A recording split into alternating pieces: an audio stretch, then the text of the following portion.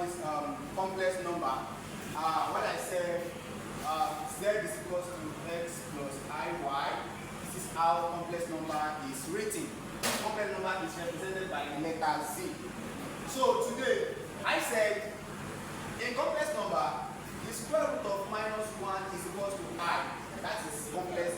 That is what complex number says, that the square root of minus 1 is equals to I. And that is why the square root of minus 2 is equals to 2I. The square root of minus 2 is equals to 2I. Because it will actually imply that the square root of minus 1 times the square root, the square root of minus 4. The square root of minus 1 times the square root of 4 is actually going to be equals to 2I. So, what I want to explain is this. Since the square root of minus 1 is equals to I. Now, what if I have I squared?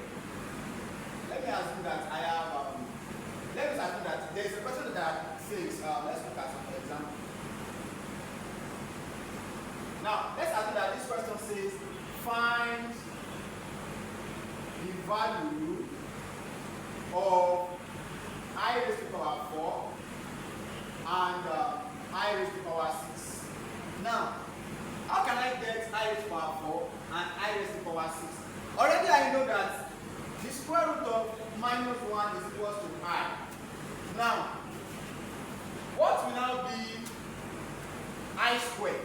Now, for me to get I squared, that means that my I squared, that will be the square root of minus 1 is squared is equals to what? I squared, right? So this will cancel this. So I squared is actually going to be equals to minus 1. So how can I get I raised to the power 4?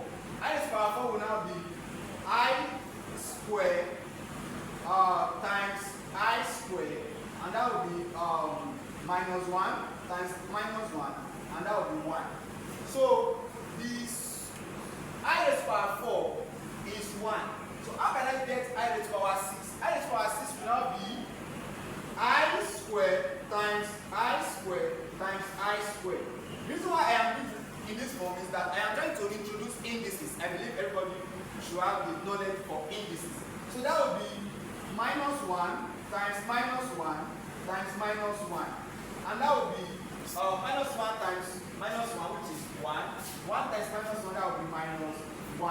So these are just some of the logic using indices to get I raised to the power 4, I raised to the power 6. Now we can get I raised to the power 10, I raised to the power 110, I raised to the power 100, I raised to the power 1000.